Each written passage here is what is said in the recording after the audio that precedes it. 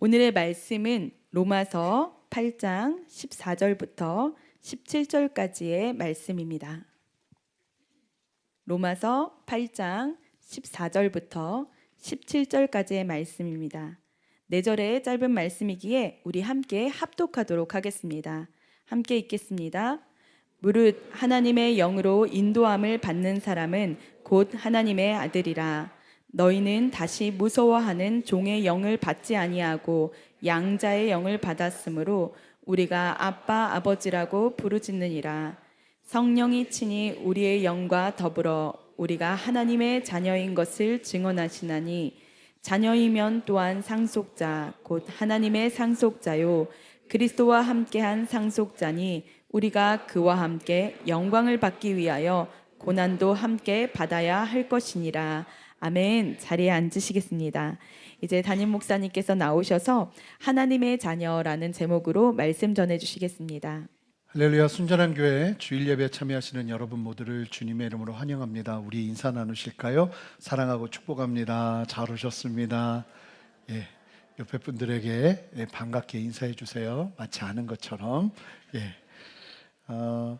우리 청년부 담당하시는 강미순 목사님이 중국 땅에서 선교를 오랫동안 하셨어요.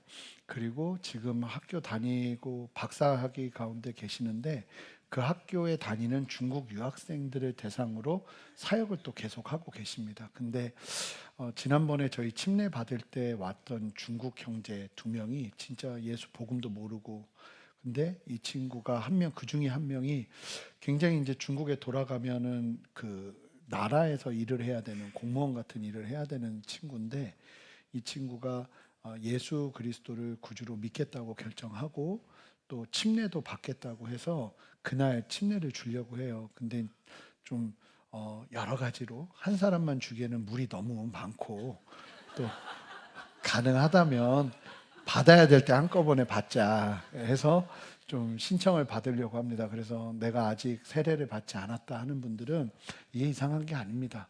예수 믿으면 바로 받는 거예요. 내가 아직 준비가 안 됐다. 예수 믿기로 결정한 때부터 받으라고 해요, 성경은. 그래서 그냥 받으시고, 또 그런 분들 있잖아요. 그 막 진짜 부지 중에 초코파이에 넘어가서 군대에서 그냥 아무 의미도 없이 받으신 분들, 자, 다 침례탕으로 오라. 네, 주님이 부르십니다. 그래서 여러분 침례 받으셔서 또 예수 그리스도를 믿는 참된 구원의 기쁨을 하나님과 교회와 그리고 세상에 알리는 귀한 시간 함께 가지시면 좋겠습니다. 기도하고 말씀 전하겠습니다. 하나님 감사합니다. 오늘 우리에게 주시는 주님의 말씀을 정말 온전히 깨닫기를 원합니다. 우리를 하나님 유연하게 하시고 물과 같이 하셔서 주님의 말씀의 틀에 어디에든 우리를 맞출 수 있는, 그래서 나는 이래서 안 되고 나는 저래서 안 되고가 아니라 하나님의 말씀이면 내가 순종하면서 그 틀에 나를 맞추어내고 하나님의 말씀을 통과하는 그런 귀한 복된 삶을 우리 모두가 살기를 원합니다. 성령께서 충만하게 역사하여 주셔서 우리의 마음을 열어주시고 우리 가운데 함께하여 주시옵소서. 예수 그리스도 이름으로 기도합니다. 아멘. 23번째 정체성 말씀을 나누는데요, 한 가지 예화로 시작을 해볼게요. 할리우드의 유명한 세트 디자이너, 그러니까 뭐 스튜디오나 영화 장면이나 할 때 세트를 디자인하는 굉장히 유명한 디자이너 중에 베켓 쿡이라는 사람이 있답니다. 근데 이 사람은 동성애를 하면서 자기의 절대적인 정체성을 거기다 두고 파티와 화려한 인맥과 또 세상의 성공 속에 자신을 증명하려고 끊임없이 애를 썼다고 그래요. 그런데 우리가 익히 아는 것처럼 그 모든 화려함 뒤에는 지독한 허무와 두려움이 자리 잡더랍니다. 그러니까 이게 채워지지가 않는 거죠. 겉은 화려한데 안은 계속 채워지지 않았던 거예요. 그러던 어느 날 이 베켓쿡이 우연히 카페에 앉아 있는데 바로 옆 테이블에 이 성경책을 읽으면서 성경 공부하는 사람들을 만나요. 그리고는 그 그리스도인들과 대화를 하기 시작합니다. 그러다가 그것이 계기가 되어서 교회에 출석해서 복음을 듣고 그 가운데 예수님을 만나면서 십자가에 달리신 예수 그리스도를 만나는 순간 자기의 그 잘못된 정체성을 쓰레기처럼 던져버리고 하나님의 자녀라는 새로운 정체성으로 완전히 거듭나게 됩니다. 변화된 그가 이런 고백을 했어요. 예수님을 만났을 때 나의 모든 가짜 정체성은 죽고 그리스도 안에서 새로운 자아를 얻었습니다. 여러분, 우리에게도 이러한 은혜가 필요한 줄 믿습니다.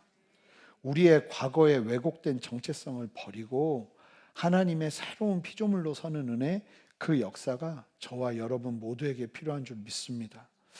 지난주 사실은 우리가 말씀을 봤잖아요. 새로운 피조물이라는 정체성으로 새롭게 되어지는 은혜. 여러분, 정말 내가 그리스도 안에서 완전히 새롭게 되었다는 사실을 인식하고 기억하고 그 진리 안에 내 삶을 두고 주님 앞에서 사는 삶을 사는 것이 얼마나 중요한지를 여러분들이 삶 속에서 더 누리셨으면 좋겠어요. 그리고 더 나아가 그러면 새롭게 된 사람은 어떤 삶을 살아야 되는가? 이 부분들을 이제 말씀을 통해서 계속 살펴볼 거거든요. 나머지 정체성 시리즈에서. 그 첫 번째가 뭐냐면 새로운 정체성이 되면, 새로운 피조물이 되면 우리는 그때부터 하나님의 자녀가 되어 인생을 살아가게 된다는 거예요. 하나님의 자녀예요. 이 기적 같은 그냥 놀라운 건 아무도 놀라지 않는다는 거예요. 자녀 그냥 자녀. 아바 아버지 하는데 그냥 아바 아버지 무슨 말인지도 잘 막 이 감동을 온전하게 누리지를 못하는 거죠. 사실은 이런 예배가 그리고 말씀을 듣는 게 중요한 게 우리가 그냥 지나갔던 말씀의 깊이와 의미를 다시 깨달아 하나님 앞에 내 삶으로 고백할 수 있는 시간을 갖게 되니까 이 얼마나 복된 시간입니까?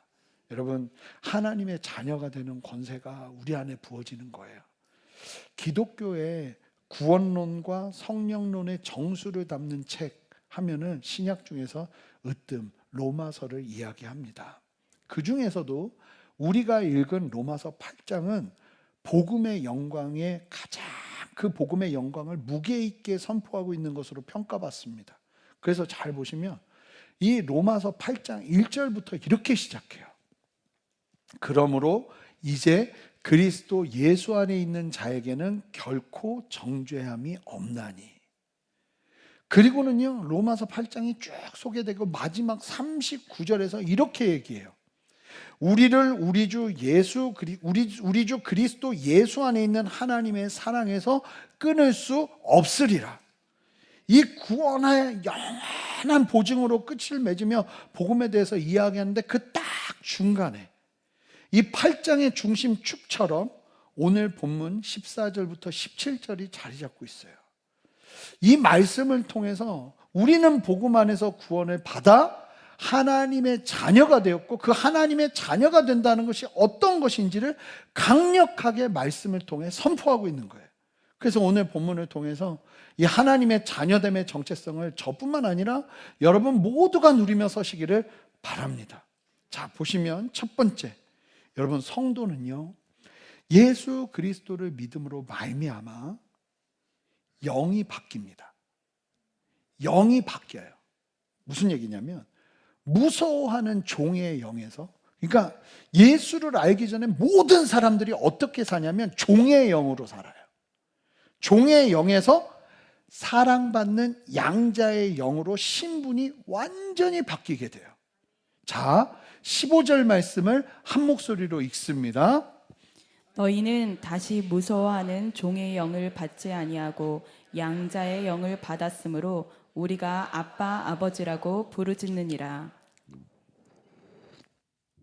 여러분 뭐라고 말하냐면 원래 다시라고 얘기하잖아요. 원래 우리는 다 무서워하는 종의 영을 받고 살았어요. 이게 세상의 방식이에요. 그래서 이 종의 영의 어떤 세계관 안에서 세상이 흘러갑니다. 그런데 그런 우리가 예수를 믿음으로 말미암아 어떤 영을 받았대요? 양자의 영을 받음으로 우리의 영의 기능이 완전히 바뀌어버리는 거예요. 그러면서 우리가 아빠, 아버지라고 부르짖는다는 거죠. 특별히 양자라는 말 헬라어로 휘오테시아라는 단어인데요. 이 단어의 진짜 의미를 알려면, 양자 된다는 게 어떤 의미인지 알려면 1세기 로마 시대의 입양 제도를 이해하실 필요가 있어요. 1세기 로마 시대의 입양은 한 가문의 거대한 재산과 명예를 그대로 물려받을 성인 후계자를 세우는 일이었다고 그래요.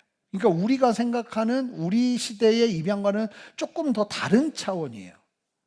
만약 노예가 로마의 귀족 가문에 입양되면 법정에서 입양 선언이 떨어지는 순간 놀라운 일이 벌어지는데, 그가 노예로서 짊어지고 있었던 모든 빚, 모든 죄목, 모든 신분적인 한계가 한순간에 사라져버려요. 사람은 그대로인데 신분이 바뀌어버린다는 거예요. 마치 처음부터 그 가문의 아들이었던 것처럼 완전히 새로운 신분이 됩니다. 그리고 새 아버지의 모든 재산, 명예, 권세를 친자식과 똑같이 상속받는 게 입양제도예요. 영화 배너를 기억하시나요? 기억하면 옛날 사람. 근데 사진 자료, 영화 배너를 혹시 보시게 되면 꼭 보세요. 아주 복음적인 내용을 담고 있어요.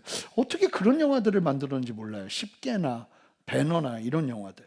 근데 영화 배너를 보면 그림 보시는 것처럼 노예선 갤리에서 노를 저으면서 그저 사는 게 그냥 노 젓는 거, 아침에 일어나서 죽을 때까지 노만 저어야 했던 유다 배너가 로마 제독 아리우스의 생명을 구한 후에 그의 양자가 되죠. 그리고 나서 이 배너가 로마 시민으로서 황제의 자리에 함께하게 됩니다. 여러분, 이게 바로 1세기 로마의 입양제도예요. 그러니까 어제까지 짐승처럼 노를 졌던 노예가 한순간 신분이 바뀌어서 황제 앞에서 당당히 서는 귀족이 된 거예요. 이게 양자됨이에요. 성도 여러분, 갈라디아서 4장 4절에서 5절은 이렇게 증언하거든요. 함께 읽어주시겠어요? 때가 참에 하나님이 그 아들을 보내사 여자에게서 나게 하시고 율법 아래에 나게 하신 것은 율법 아래에 있는 자들을 속량하시고 우리로 아들의 명분을 얻게 하려 하심이라. 여러분, 그냥 천국 티켓 주려고 하나님이 구원하신 게 아니고요, 이 땅에서 뭐로요? 하나님의 아들로 살라고, 하나님의 딸로 살라고 하나님께서 구원하셨다는 거예요. 여러분, 이걸 정확하게 아셔야 돼요. 그저 내가 구원받는 것만이 아니라 이 땅에서 분명하게 아버지가, 어찌 보면 영적인 아버지가 분명해지는 새로운 걸음을 살라고 하나님께서 예수님을 이 땅에 보내셨다는 거예요. 우리는 원래 죄의 노예 시장에서 사망의 형벌을 기다리던 자들이었어요. 태어나는 순간 죽음을 위해 살아요, 다. 그런데 하나님이 어떻게 하셨다는 거예요? 우리를 입양하시기 위해 자신의 독생자 예수 그리스도를 이 땅에 보내셔서 예수님이 십자가에서 흘리신 그 보혈로 우리의 모든 문서, 노예 문서들을 태워버리시고 우리의 몸값을 완전히 지불하시면서 영원한 대속이 되셔서 우리를 어떻게 했대요? 하나님에게 아들의 명분을 가지고 이 땅을 살라고 구원하셨다는 거예요. 예수를 믿는다는 건 하나님의 아들의 명분을 얻게 되는 거예요. 그러니까 이 사실이 되게 분명해지면 서로를 대하는 태도가 조금 달라지겠죠. 가족들을 대함에 있어서도 좀 달라지겠죠. 단순히 내 자식인 것만이 아닌 거예요. 하나님의 자녀인 거예요. 그러니까 아내도 단순하게 내 부인만이 아닌 거예요. 아내의 진짜 친정아버지가 또 따로 있는 거예요. 남편의 진짜 시아버지가 따로 있는 거고요. 하나님이에요.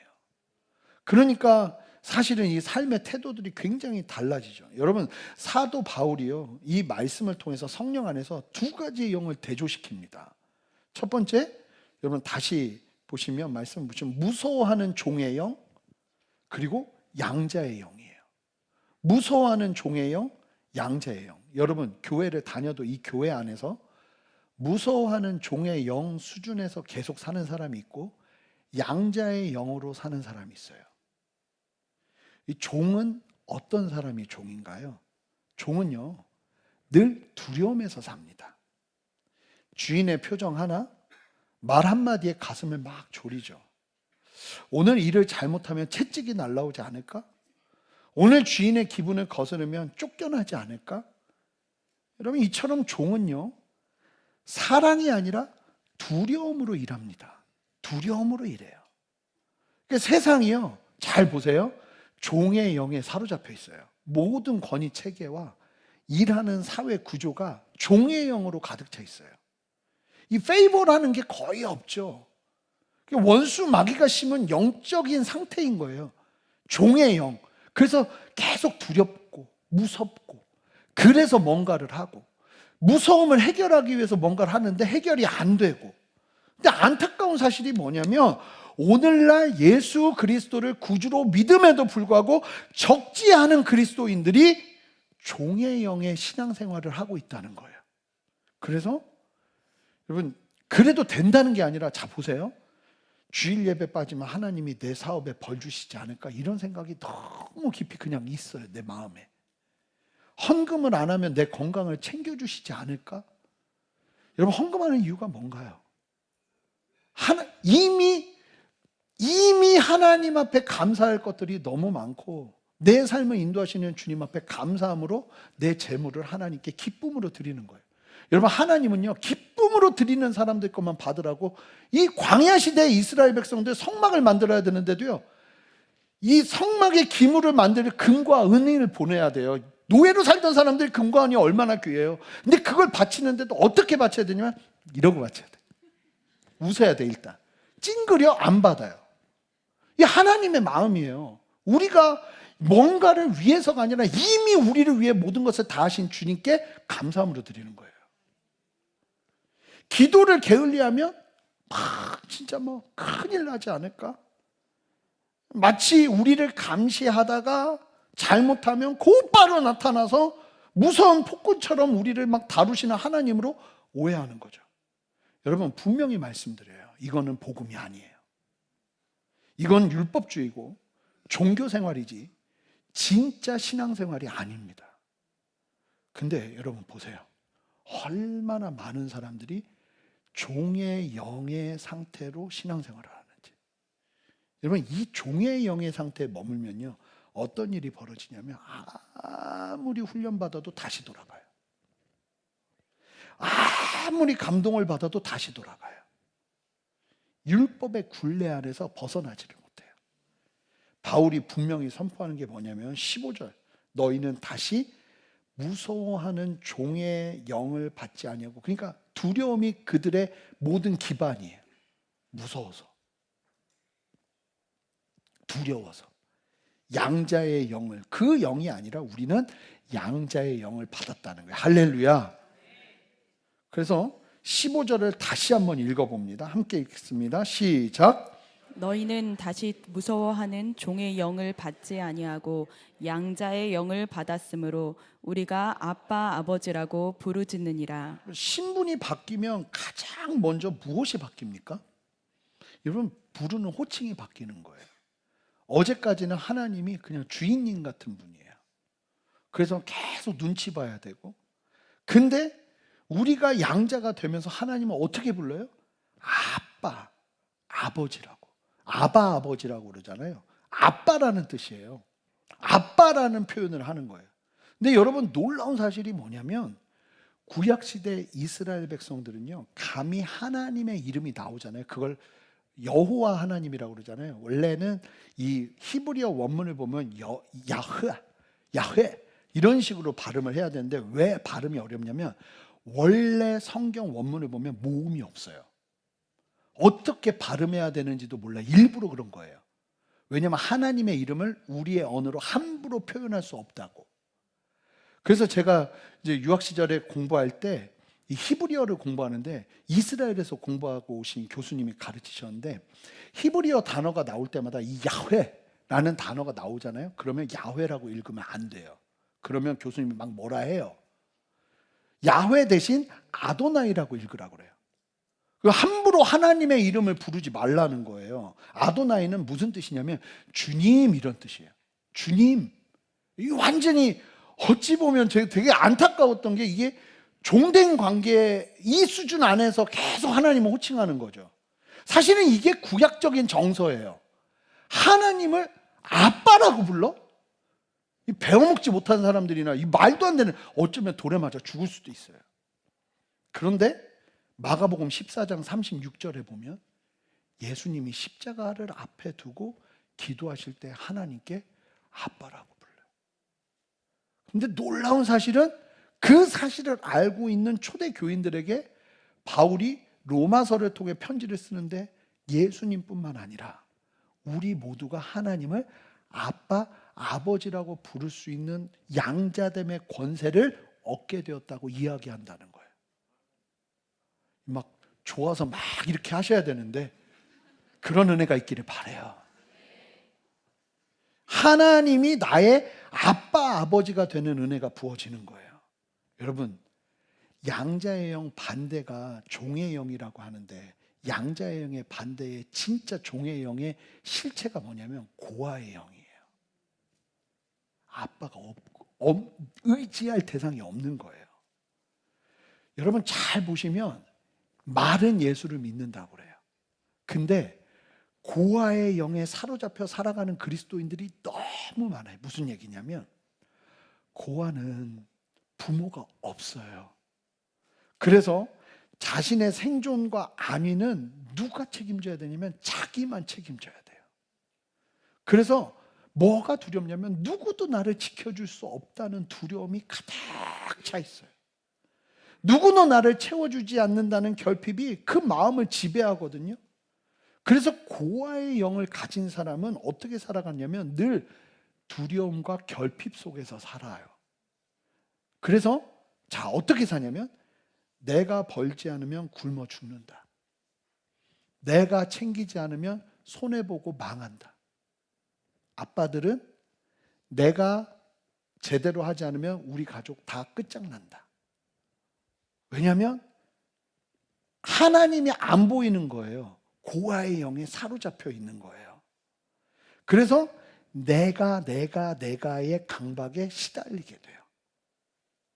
세상에서 누구도 나를 책임져 주지 않는다는 신념으로 사는 거죠.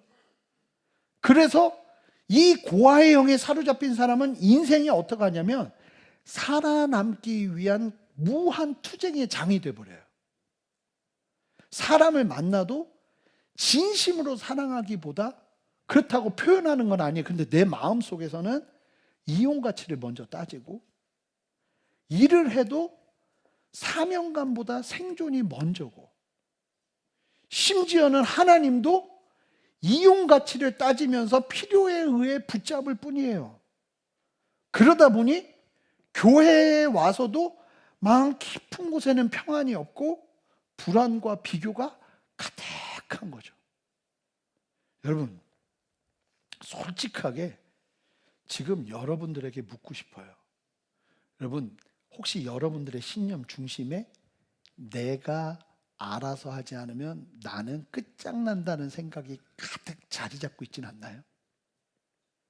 세상에 날 도와줄 사람은 아무도 없어. 그래서 내가 정신 똑바로 차려야 돼. 여러분, 우리는 고아가 아니에요. 하나님이 우리의 아버지가 되어주세요. 이 아버지가 어떤 아버지냐면 온 우주를 창조하시고 통치하시며 지금도 이 세상을 완벽하게 운행하시는 전능자 하나님이세요. 그러면 이렇게 놀래야 되는데 예상합니다. 충분히 예상대로 흘러가고 있는데 우리가 믿어지질 않아. 이게 진짜 나밖에 없냐는 거예요. 세상에 나 아니면 안 된다는 생각으로 가득 차 있냐는 거예요. 아니라는 거예요. 내가 혼자가 아니라 하나님이 나의 아버지가 되어주셔서 내 걸음 가운데 분명한 인도를 해주신다는 거예요. 이게 바뀐다는 거예요. 예수 믿으면. 그래서 지금까지의 말씀을 기억하고 14절을 봐야 돼요. 그래서 이게 있는 거예요. 예수를 믿는 순간 우리가 양자의 영을 받아서 하나님이 우리를 직접 인도하시며 우리와 함께 동행하시며 우리가 하나님의 자녀가 되어서 하나님의 보호 아래 살아가요. 보호 아래 살아가는 그 사람이 누리는 특권이 뭐냐? 14절 한 목소리로 힘차게 읽습니다. 무릇 하나님의 영으로 인도함을 받는 사람은 곧 하나님의 아들이라. 무서워하는 종의 영에 의해서 그 두려움 가운데 있는 게 아니라 양자가 되면 가장 강력한 특징은 모든 하나님의 자녀들이 성령의 인도함을 받기 시작한다는 거예요. 그러니까 이게 예수 믿으면 모두에게 있어야 되는 거예요. 세상 사람들처럼 두려워서 무당 찾아가고 벌벌 떨면서, 여러분 무당 찾아가면 특징이 뭐냐면 더 두렵게 해요. 두려움으로 조종해요, 세상을. 왜냐하면 원수 마귀는 참수하는 영, 거짓말하는 영이거든요. 자기의 실체보다 더 큰 두려움을 주면서 세상을 조종해요. 근데 우리는 그렇게 벌벌 떠는 것이 아니라 우리 안에 계신 성령님께 물으면서 두려워하지 않고 담대하게 하나님의 자녀로 누구라도 살아낼 수 있어요. 아무리 세상의 저 반대편에 나 혼자 홀로 똑 떨어져도 하나님의 자녀면 하나님이 이끄세요. 제가 96년인데요. 아틀란타에서 미국에서 올림픽을 할 때 전도행을 갔다가 시카고를 갔어요. 시카고를 가서 완전 미국 교회에 가서 아이들과 함께 이제 집회를 했어요. 그때 저도 이제 그때 대학생이었으니까. 근데 다 외국인인데 어떤 한국 할머님 한 분이 그렇게 우시는 거예요. 그러더니 우리 팀 전체를 초대를 하시는 거예요. 근데 이게 이민하시는 한국 분들의 특징이 외형으로 판단하면 안 돼요. 그 딱 볼 때는 굉장히 좀 힘들어 보이셨는데 초대를 해줬는데 시카고 다운타운에 너무 좋은 아파트에 살고 계시고 우리를 딱 초대해도 넓은 아파트였어요. 그러면서 이야기를 하는데 예수님은 어디서 만났냐면 시카고에서 만났대요. 근데 언제 만났냐면 남편이 자기를 미국까지 데리고 와서 버렸대요. 그래서 한국을 갈 비행기표도 없고 공항에서 울고 있었대. 그러면서 예수님을 만난 거예요. 근데 너무 신기한 얘기를 그때 들었는데 자기는 어떻게 먹고 살아야 될지도 몰랐대요. 근데 말씀 속에서 하나님 안에서 예수 그리스도를 믿으면 하나님이 나를 인도하신다는 걸 깨달았대요. 정말 놀라운데 그분이 세탁소를 하고 계셨거든요. 맨 처음에는 옷 재봉하는 걸 시작했는데 그분 얘기가 뭐라고 그러냐면 눈을 감고 기도하고 있으면 재봉하는 법이 보였대요. 그래서 옷을 재봉하기 시작했대요. 그냥 하나 물으면서, 그러니까 한인 사회에도 들어가지도 않았어. 완전히 미국 사회에서 그냥 생존하면서 사는데 얼굴에 얼마나 큰 평안이 있나. 진짜 그 삶을 듣는데 기가 막히더라고요. 아들 하나 있더라고요. 그 아들도 같이 이제 일하면서 그렇게 잘 살고 있는데, 그러면서 하나님이 하나하나 인도하면서, 그러니까 여러분 무슨 얘기냐면 예수 그리스도를 믿잖아요. 그럼 여러분들이 어디 있어도 두려워하지 마세요. 하나님이 여러분들과 함께 하시며 성령께서 여러분들의 인도자가 되셔서 여러분들의 인생을 책임지실 거예요. 여러분 이 믿음이 있으셔야 돼요. 죽을 것 같아도, 망할 것 같아도, 어려울 것 같아도 이 믿음 안에서 담대하게 나가는 거예요. 여러분 오해하시면 안 되는 게, 성령이 그래서 우리를 인도하신다고 할 때 기계적인 이끄심으로 생각하시면 안 돼요. 이게 무슨 얘기냐면 성령이 인도하신다는 걸 나는 없고, 너 오른쪽으로 가 그러면 오른쪽으로 가고, 왼쪽으로 가 그러면 왼쪽으로 가고, 너 멈춰 하면 멈추고, 이게 성령의 인도하심이 아니에요. 여러분 성령의 인도하심은 놀라운 비밀이 있어요. 그 비밀이 16절에서 소개돼요. 함께 한 목소리로 힘차게 읽습니다. 시작. 성령이 친히 우리의 영과 더불어 우리가 하나님의 자녀인 것을 자 보세요. 증언하시나니. 성령의 역사의 방식이 나오는데 우리의 영과 더불어 역사하세요. 무슨 얘기예요? 내 생각, 내 마음, 내 이성 무시하지 않으신다는 거예요. 그러니까 뭐 생각 없이 막 그냥 막 따라가는 게 아니라 고민하고 기도하는 가운데 하나님께서 우리 안에 성령의 생각을 주시며 우리와 함께 더불어 역사하시는 게 성령의 역사예요. 그러니까 오해하시면 안 돼요. 그래서 여러분들이 하나님 앞에서 정말 친히 우리의 영과 더불어 이끄시는 하나님의 인도하심 아래 내가 하나님의 자녀구나라는 것도 진짜 깨닫고, 그러니까 오늘 여러분들이 지적인 동의와 성령 안에서 정말 전인격적인 동의가 일어나야 되는 게 뭐냐면 내가 하나님의 자녀라는 거예요. 스스로가 의지를 가지고 성령과 함께 교제하며 의견을 나누며 삶을 살아내는 이 방식이 여러분들 안에 들어와야 된다는 거예요. 이게 인격적으로 성령의 인도하심을 받는다는 의미거든요. 이러한 성령의 인도하심을 누리는 시간이 없다는 건 말이 안 되는 거예요.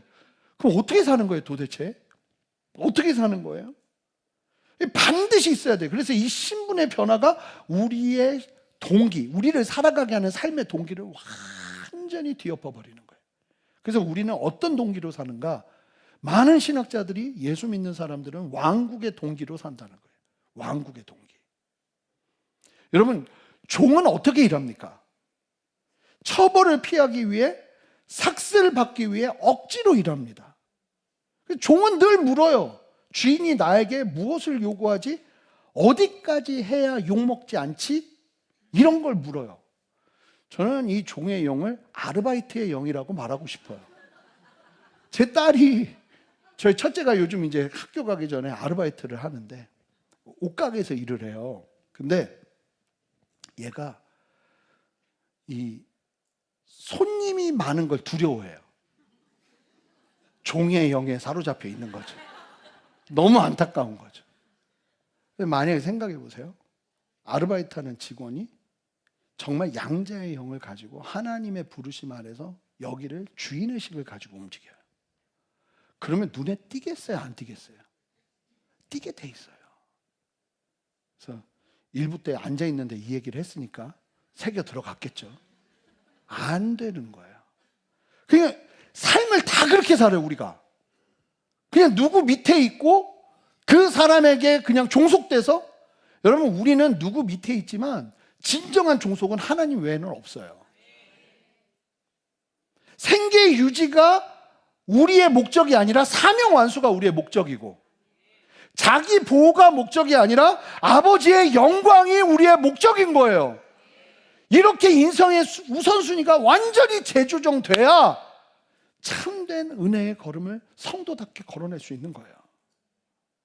사랑하는 성도 여러분, 이 고아의 영에서 벗어나려면요, 이게 내가 하나님의 자녀가 되어 사랑받고 용납받는다는 진리를 끊임없이 여러분들 안에 되새겨야 돼요. 지금 이 자리의 주인은 하나님이시고 하나님이 나를 여기로 부르셨고 내가 여기서 순종한다. 끊임없이 여러분 뭘 해야 되냐면, 이 고아의 영은 뭐와 싸워야 되냐면, 이 영적 전쟁은, 제가 영적 전쟁 책을 읽으면서도 굉장히 많이 느낀 게 뭐냐면, 영적 전쟁은 결국 내 내면에서 일어나는 전쟁이에요. 여기서 승리를 못해요. 계속 넘어지고 원수 마귀가 아주 치밀하게 수백 년 동안 심어놓은 세계관이 아주 그냥 깊이 우리 안에 사로잡혀 있어서 이 종의 영을 벗어나지 못하는 거예요. 그래서 여러분 뭘 해야 되냐면, 미래에 대한 두려움과 불안을 계속 깨뜨리셔야 돼요. 살아내지 않은 미래, 일어나지도 않을 일에 대한 두려움, 여러분 예수 이름으로 파하세요.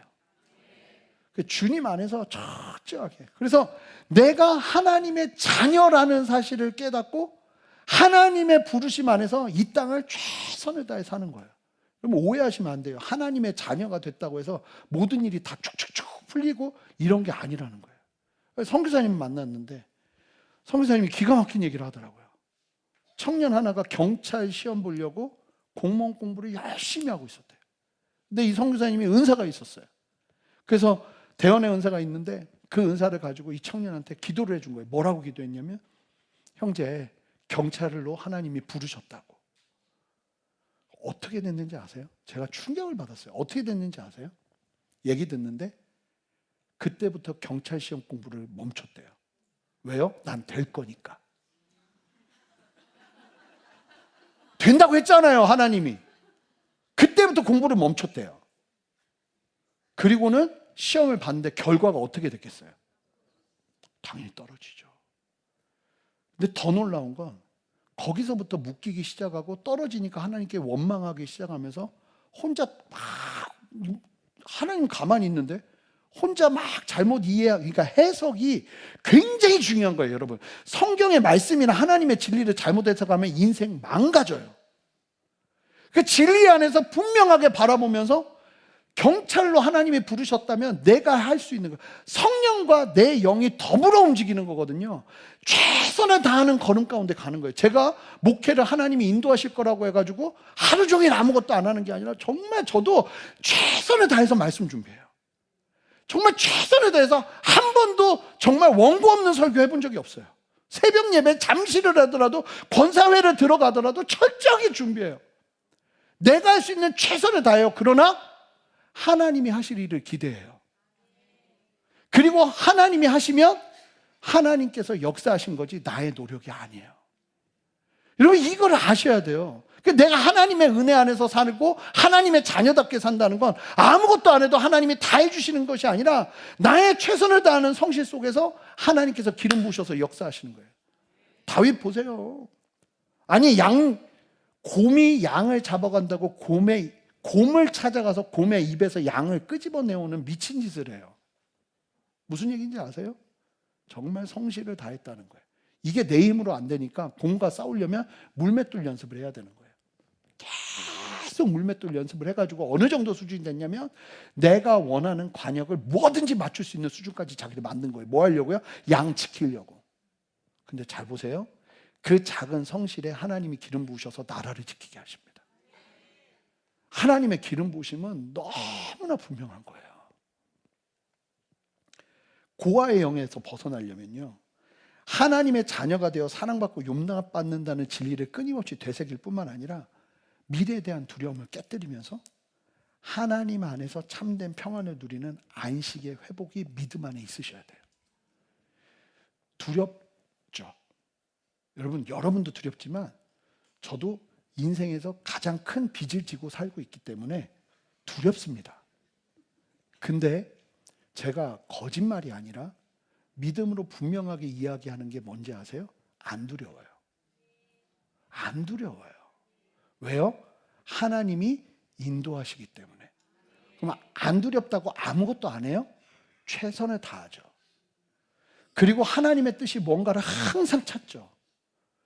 그러다가 넘어지기도 하고 쓰러지기도 하겠지만 그 걸음이 가장 안전한 걸음인 거예요. 그러니까 여러분, 그러기 위해서 여러분 하나님 앞에 저는 참 요즘 너무 많이 느끼는 게 뭐냐면 진짜 부르짖어서 기도하셔야 돼요. 하나님 앞에 이 아빠 아버지가 느껴지지 않으면 아버지 하면서 부르면서 그 하나님을 만나는 부르짖음 속에서 하나님을 만나는 은혜가 필요해요. 하나님, 내 정체성이 바뀌기를 원합니다. 내 중심이 바뀌기를 원합니다. 내 생각이 바뀌기를 원합니다. 내 마음이 바뀌기를 원합니다. 하나님으로 가득 채워주시고 하나님의 자녀됨의 정체성으로 이 땅을 살아내게 하여 주십시오. 두려운 게 너무 많습니다. 주님, 여러분 이러한 상황 가운데 있는데 어떻게 부르짖지 않겠어요? 부르짖으며 하나님 앞에 나아가기 시작할 때 아빠 아버지를 부르며 나가기 시작해요. 그래서 오늘 첫 번째 우리가 다 같이 기도할 때는 주여 삼창 안 하고 아버지 부를 거예요. 여러분 좀 불러보셨어요? 하나님 앞에 아버지 이렇게 불러보셨어요?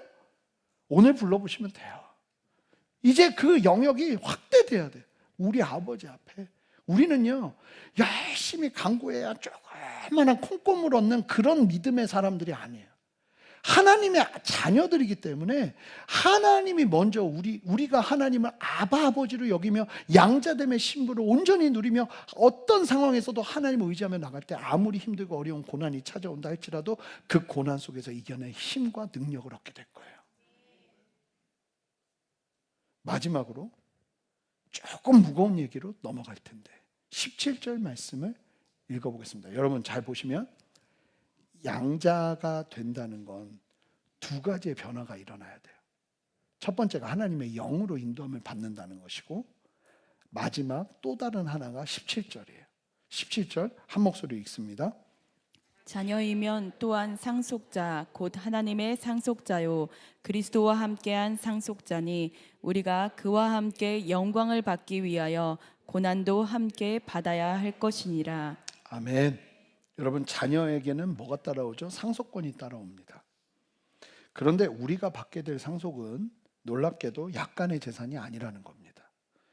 우리는 하나님의 상속자요, 예수 그리스도와 공동 상속자가 됩니다.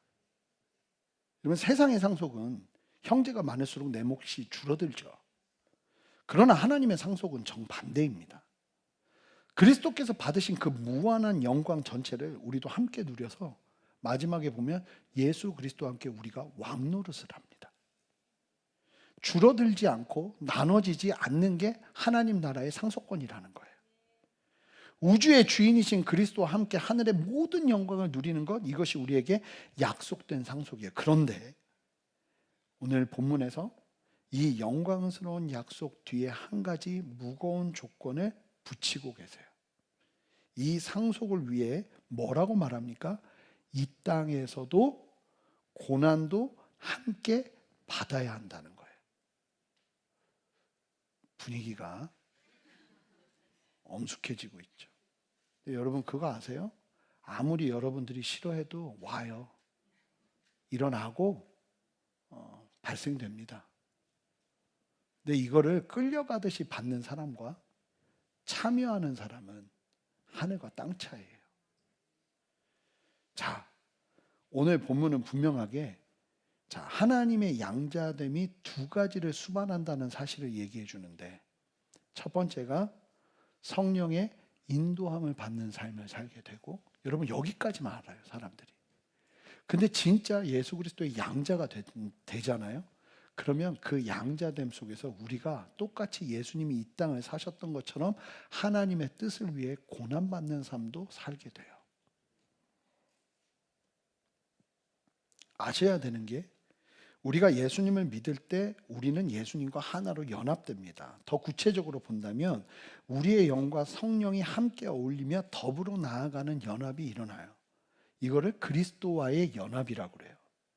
근데 우리가 그리스도와 함께 상속자가 되었다는 건 예수님의 운명, 이 땅에서의 운명이 우리에게도 동일하게 부어진다는 거예요. 그래서 예수님이 누구든지 나를 따라오려거든 자기를 부인하고 자기 십자가를 지고 쫓아야 된다고, 누구라도. 왜냐하면 주님과 연합되기 때문에 이 땅을 살아냈던 주님의 걸음을 우리도 걷게 된다는 거예요. 우리는요, 예수님이 걸어가신 십자가와 고난은 거부하고 부활과 영광만 선택적으로 취할 수 없어요. 없습니다. 그러니까 십자가 없는 부활은 없어요. 부활의 영광이 우리에게 주어지기 위해서 우리도 예수님과 함께 십자가의 고난에 참여해야 되는 거예요. 예수님과 한 몸이 되었기에, 여러분 여기서 중요한 사실이 있는데요, 여기서 말하는 고난은 우리가 죄를 지어서 받아야 되는 형벌이나 저주가 아니에요. 그거는 예수님께서 십자가에서 다 끝내셨어요. 이 고난은요, 타락한 세상 속에서 하나님의 뜻대로 살기 위해 겪는 마찰이에요. 그래서 불의한 세상 속에서 하나님의 뜻대로 살고자 할 때 겪는 핍박, 죄의 유혹과 싸우는 내면의 처절한 영적 전투, 그리고 무너진 이 피조 세계에서 질병, 죽음, 슬픔 속에서 함께 탄식하며 겪어야 되는 모든 아픔을 포함하는 거예요. 그래서 예수 믿는 사람도 아프고 암도 걸리고 교통사고도 나고 고통 속에 살아가는 일도 일어나는 거예요.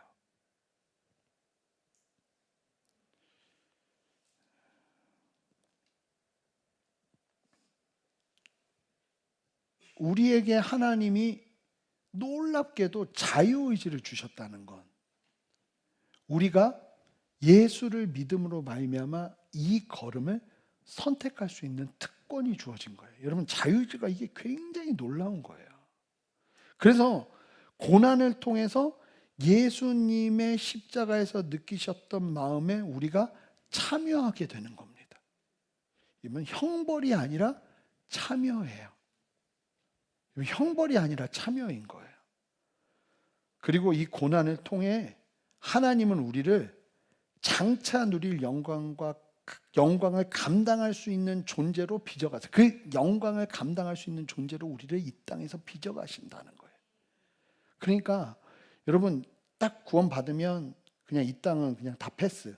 그리고 구원받고 난 이후 예수님이 다시 오시는 그때부터 다시 시작. 이게 아니라 이 땅에서부터 주님은 우리를 그렇게 고난 속에서 부활의 생명을 맛보도록 빚어 가신다는 거죠. 하나님의 자녀면 그냥 고난이 있다는 거예요, 이게.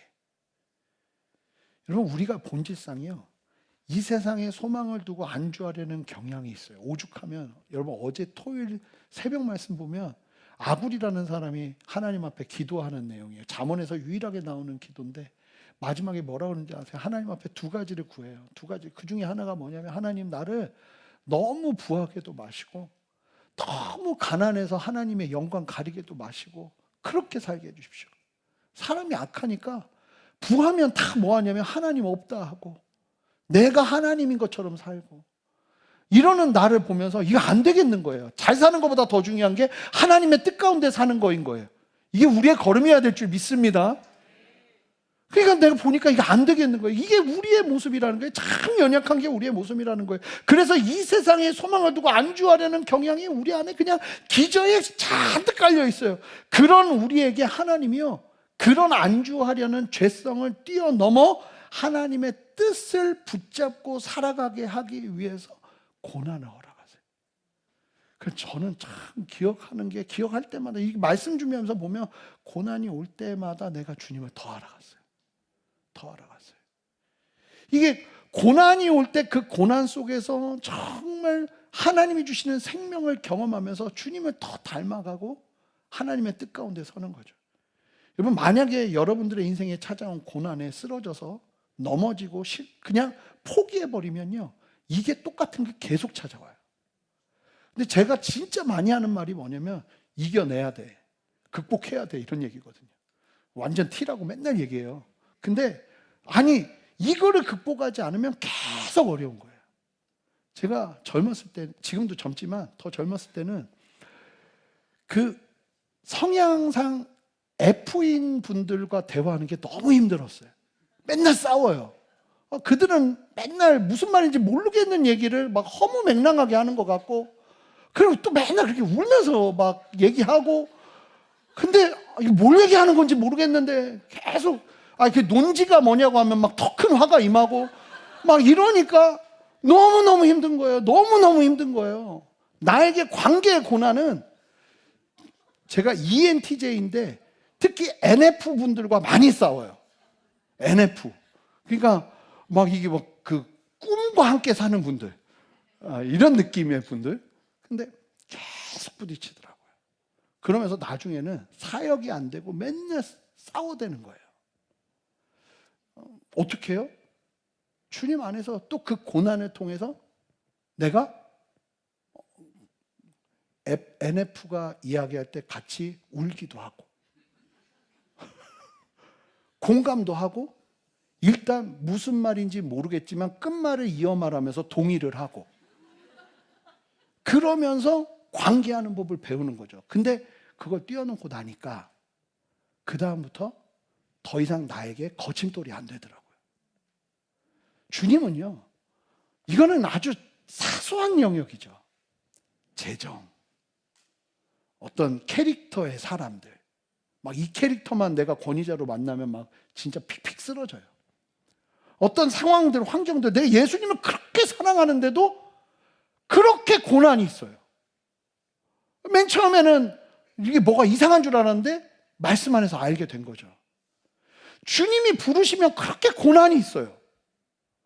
부르시면 그 부르심에 따라서 가면은 기가 막힌 푸른 초장이 있어야 되는 거 아닙니까? 아브라함을 보세요. 부르심 따라서 가나안 딱 도착했더니 기근이 있어요. 이게 참 놀랍다는 거예요. 그리고 그 고난을 통해서 하나님 안에서 배워가고 성취해가고 성장해가고 주님을 닮아가죠.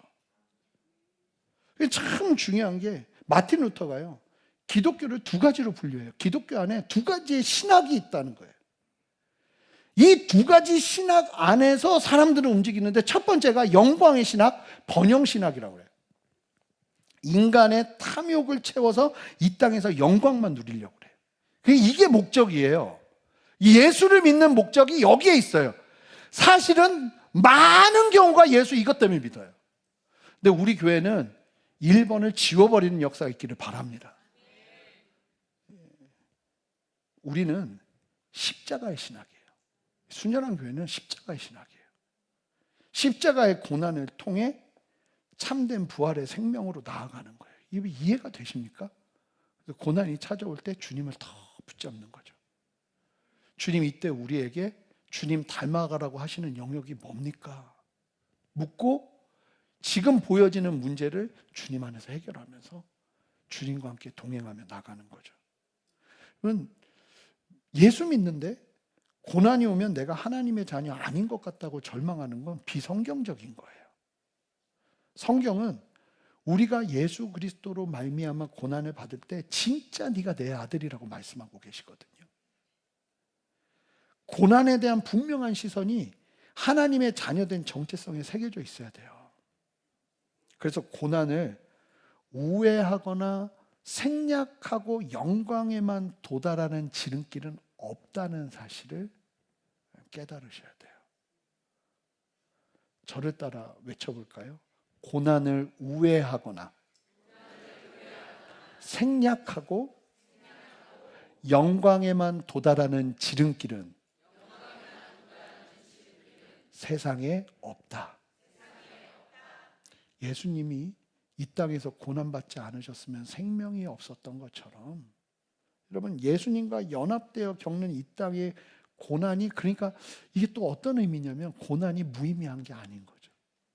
무의미한 소모전이 아닌 거예요. 고난은 우리가 상속받은 우주보다 크고 영원한 하나님의 영광을 담아내기 위해 우리의 영혼을 넓히는 가장 영광스럽고 필수적인 작업인 거예요. 그래서 참 이 산 넘으면 또 산이 나오고 또 저 산 넘으면 이제 세상에 평화가 임할 것 같은데 더 큰 산이 나오는 이유가 여기 있는 거예요. 여러분, 예수 잘못 믿으시면 안 돼요. 예수님은 우리에게 번영 신학을 주지 않으세요. 십자가의 신학을 우리에게 주십니다. 그래서 여러분, 노예의 1순위가 뭡니까? 자신의 의식주가 1순위예요.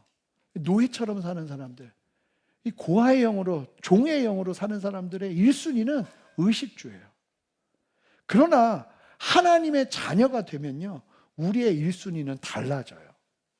뭘로 달라지는가? 우리 함께 마태복음 6장 33절 말씀을 힘차게 읽습니다. 시작! 그런즉 너희는 먼저 그의 나라와 그의 의를 구하라. 그리하면 이 모든 것을 너희에게 더하시리라. 이 은혜와 역사가 흘러가는 거예요. 성도 여러분, 우리의 자녀됨은 우리의 감정이나 환경에 따라 흔들리지 않아요. 우리의 행위가 좋다고 자녀가 되고 행위가 부족하다고 자녀가 안 되는 게 아니라 이 자리에 오신 여러분 모두가 하나님의 자녀예요. 그러면 여러분들은 하나님의 영이 여러분들을 인도해 가실 거예요. 때로는 목사님의 말씀을 통해, 때로는 성경을 읽는 그 구절을 통해, 때로는 기도하는 중에 성령이 주시는 감동을 통해, 때로는 사람들과의 관계를 통해 여러분 그 안에서 마음껏 누리셔야 돼요. 그리고 하나님의 자녀가 된다면 또 하나 고난도 있을 거예요. 그러나 그 고난은 우리가 어쩔 수 없이 당하는 것이 아니라 참여하는 고난으로 바뀔 거예요. 여러분, 무서워하는 종의 영을 십자가에 못 박으세요. 고아의 영을 십자가 앞에 묻어버리십시오. 그리고 두 팔을 벌려 외치십시오. 아빠, 아버지. 저는 제 자녀들에게 정말 바라는 건 이 아이들이 진짜 양자의 영을 받아. 아빠와 함께하고 언제까지 우리가 함께 해줄 수 있을까요? 유한해요. 그리고 결국은 혼자가 되는 게 인생이잖아요. 저는 저희 아버지가 공부할 때 돌아가셨거든요. 너무 절망적이었어요. 근데 그렇게 내가 의지하는 것들은 계속 내 삶에서 나를 떠나요. 결국은 누가 하나님이 나의 아버지 되시는 그 안정감 가운데 있을 때 이 땅에서 흔들림 없이 살아낼 수 있는 거예요. 여러분, 오늘 우리 함께 아빠 아버지를 외치자고요. 하나님, 내가 양자됨을 온전히 누리면서 하나님의 하늘 상속자로 서는 은혜를 누리기를 원합니다. 오늘의 고난의 기쁨과 담대함으로 돌파해내는 위대한 하나님의 자녀로 서게 하여 주시옵소서. 그렇게 함께 주님 앞에 서시는 저와 여러분 되시기를 바랍니다. 함께 기도하겠습니다. 하나님, 우리 안에 양자됨의 기쁨을 회복시켜 주시옵소서.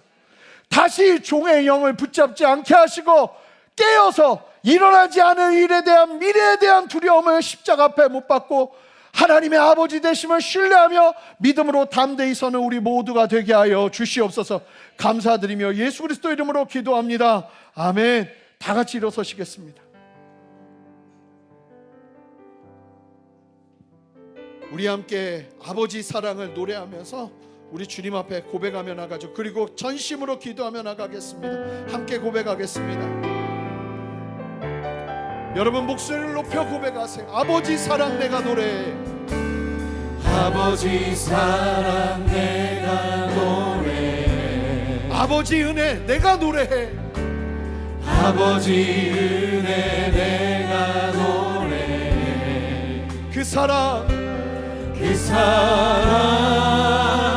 변함없으신 거짓 없으신 성실하신 그 사랑 상한 갈대를 갈대 꺾지 않으시는 꺼져가는 등불을 끄지 않는 꺼져가는 등불 끄지 않는 그 사랑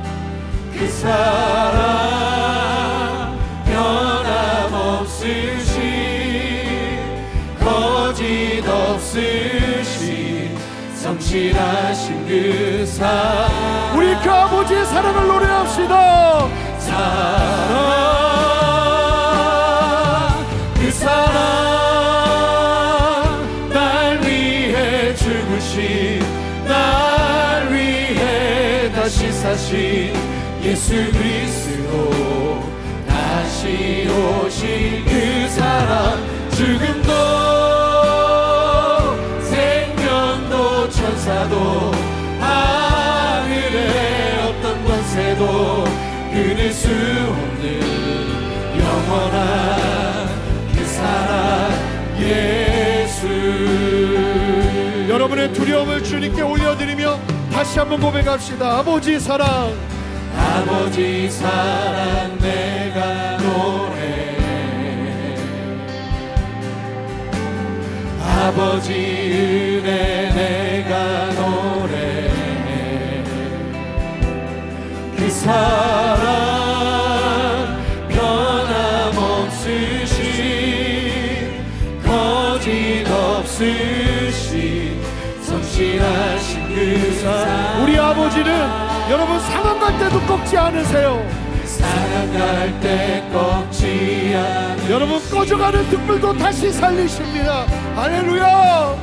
꺼져가는 등불 끄지 않는 그 사랑 변함없으신 거짓 없으신 성실하신 그 사랑 함께 선포합시다. 그 사랑 날 위해 죽으신 날 위해 다시 사신 예수 그리스도 다시 오신 그 사랑 죽음도 생명도 천사도 하늘의 어떤 권세도 끊을 수 없는 영원한 우리 함께 두 손을 높이 들고 고백합시다. 아버지 사랑합니다. 아버지 사랑합니다. 아버지 경배합니다. 아버지 아버지의 놀라운 사랑으로 하나님 나를 채워주시옵소서. 여러분 아빠 아버지에게 나아가세요. 아버지 사랑합니다. 아버지 아버지 사랑합니다. 아버지 아버지 경배합니다. 경배합니다. 아버지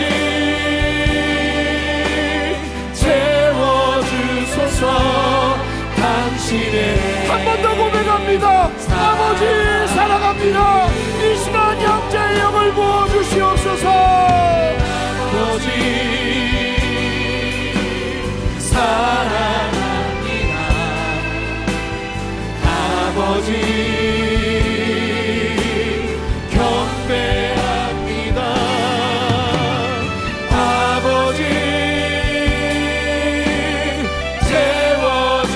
채워주소서. 당신의 사랑. 우리 다 같이 두 손을 듭시다. 함께 주님 앞에 기도하며 나갈 때 하나님이 나의 아버지 되심을 신뢰하며 아버지 내가 더 이상 종의 영에 아버지 고아의 영에 매이지 않기를 원합니다. 주님 나의 전부가 되어 주시옵소서. 함께 두 손을 들고 아버지 부릅시다. 아버지를 세 번 부르겠습니다. 아버지 아버지 아버지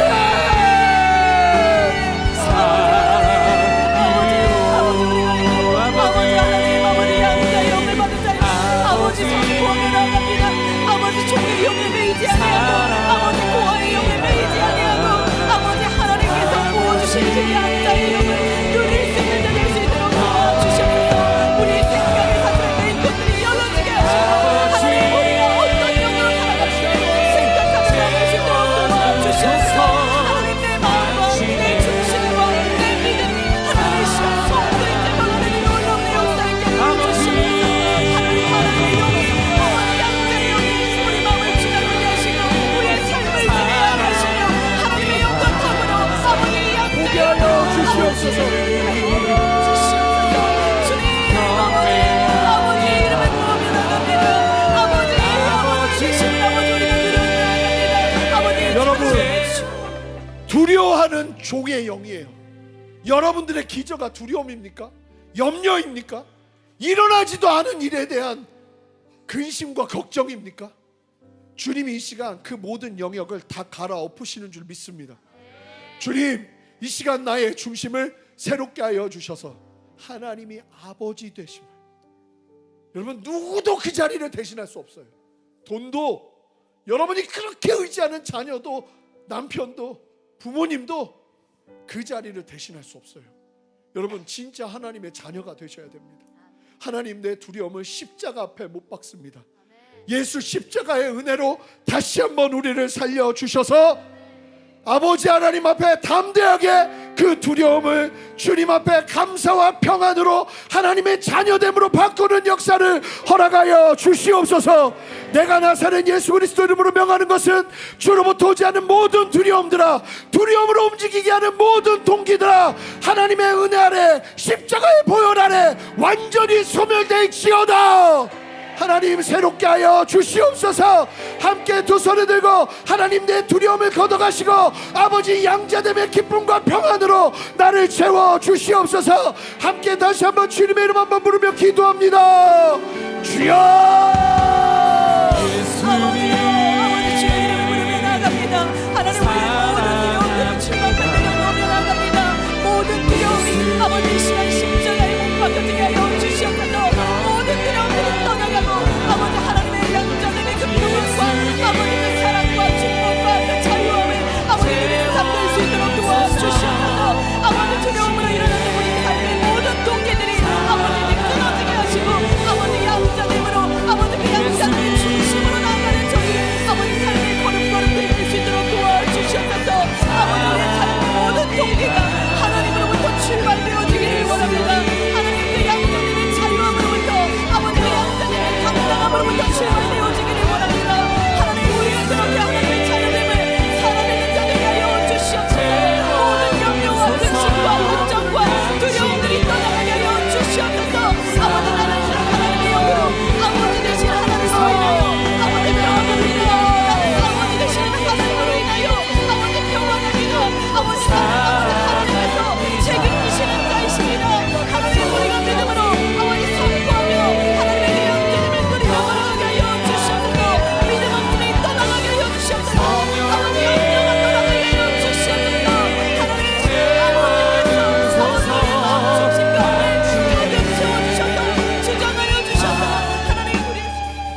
여러분 입술을 열어 이 고백을 하셔야 돼요. 어떤 고백이냐면 그리스도의 고난에 참여하겠습니다. 내가 하나님의 자녀이면 주님과 연합하는 것인데 두려워하지 않고 담대하게 걸어내겠습니다. 주여 역사하여 주시옵소서. 여러분 순전한 교회는 영광의 신학을 입 밖에도 내보내지 않을 거예요. 인간의 탐욕을 채워 이 땅의 영광만 누리라는 걸음을 걷지 않을 겁니다. 십자가의 신학, 십자가의 고난을 통해 참된 부활의 생명을 누리는 게 우리의 걸음이에요. 하나님 바라고 소망하는 것은 우리의 순전한 교회에 그리스도의 남은 고난을 채워 주시옵소서. 하나님 나의 삶에 그리스도의 남은 고난을 채워 주시옵소서.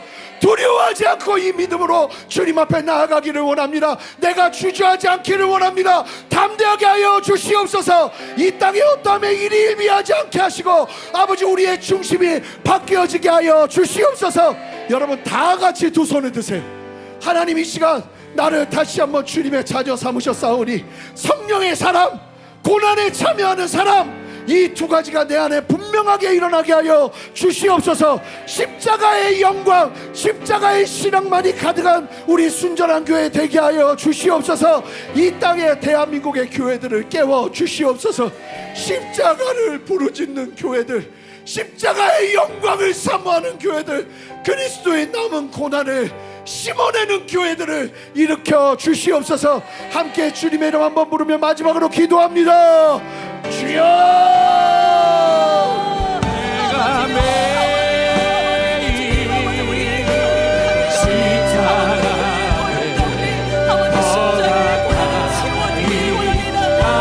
예수님께서 걸으셨던 그 고난의 길이 아버지 우리에게 되게 하여 주시옵소서. 아버지 영광의 신앙에 십자가의 신앙으로 걸어가는 우리 되게 하여 주시옵소서.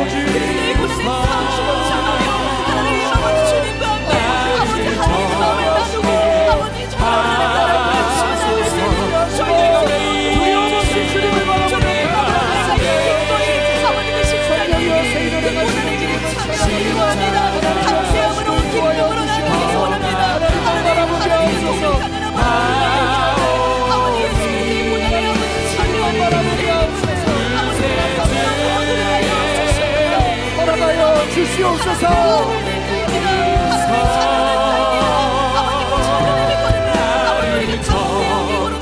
우리 다 같이 믿음의 두 손을 들고 고백합시다. 내가 매일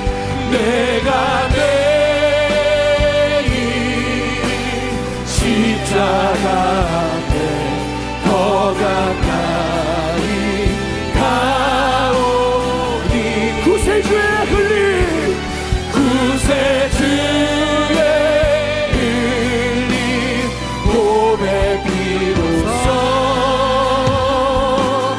나를 적게 다시 한번 선포합니다. 내가 매일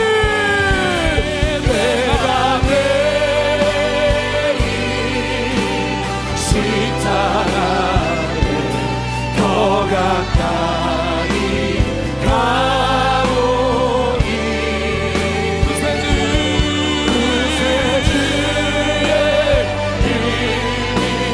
고백 비로소 나를 적게 여러분의 목소리로 여러분들이 고백하세요. 내가 매일 내가 매일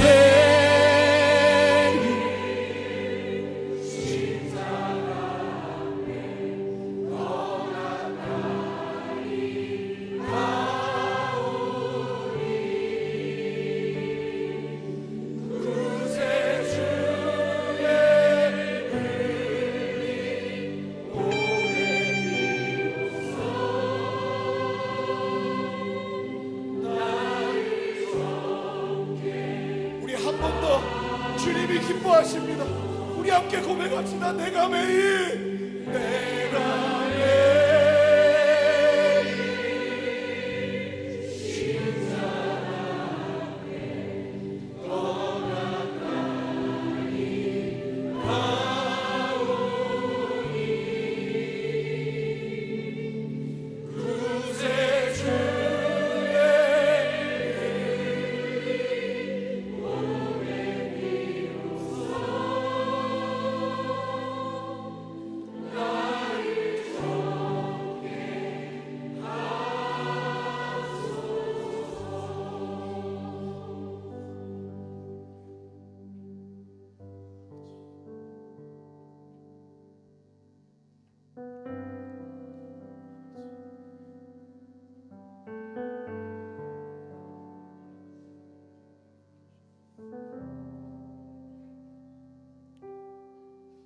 예수 안에 있다고 말하면서 여전히 종의 영의 삶을 살며 마치 하나님이 없는 것처럼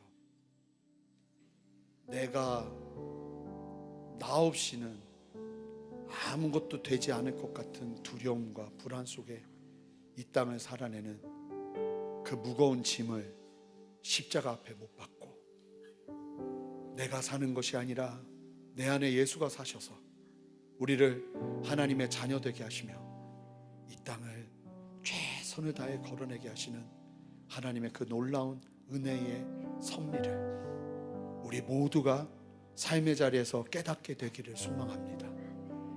하나님, 우리의 이 썩어 빠진 정체성, 정말 근처도 두지 말아야 될 이 종의 정체성을 철저하게 버려버리게 하시고 오직 하나님의 자녀된 그 정체성으로 이 땅을 정말 한 점 부끄럼 없이 너무나 멋지게 살아내셨던 예수님의 걸음을 닮아 걸어내는 참된 은혜를 우리 모두에게 허락해 주시기를 원하오니 성령이여 역사하여 주시옵소서. 모든 두려움들이 떠나가게 하시고 아버지 하나님, 두려움으로 움직이는 종의 삶을 살지 않게 하시고 감사함으로, 승리함으로, 하나님 앞에서 기뻐함으로 이 땅을 살아내는 그 동력 자체가 바뀌는 아버지 하나님 왕국의 동기가 우리 모두에게 새겨지는 은혜와 역사를 허락하여 주시옵소서. 가정에서, 직장에서, 삶의 자리에서 통째로 바뀌게 하시고 하나님, 우리를 바꾸어 주시옵소서. 그렇게 새 일을 행하시며 역사하시는 주님을 찬양하고 감사드리며 예수 그리스도 이름으로 기도합니다. 우리를 자녀 삼으시고 우리의 아버지가 되신 주님께 우리 다시 한번 큰 박수로 영광 돌려드립시다. 우리 전심으로 주님 찬양합시다. 우리 손뼉치며 함성으로 우리의 마음을 다해 주의 이름을 높여드립시다. 하나님, 우리의 왕 되십니다. 하나님, 우리 아버지 되십니다. 감사합니다. 주님 영광 받아 주시옵소서. 할렐루야. 아멘.